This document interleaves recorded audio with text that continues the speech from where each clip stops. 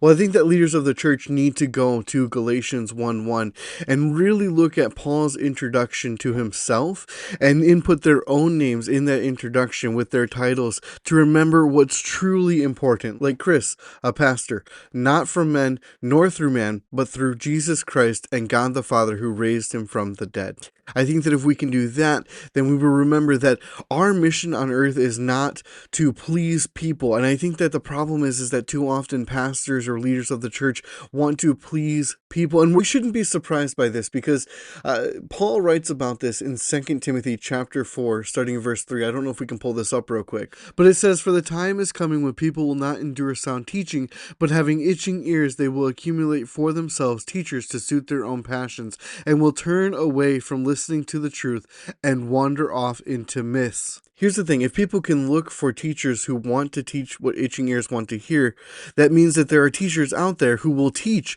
what the people want to hear instead of what God's word says.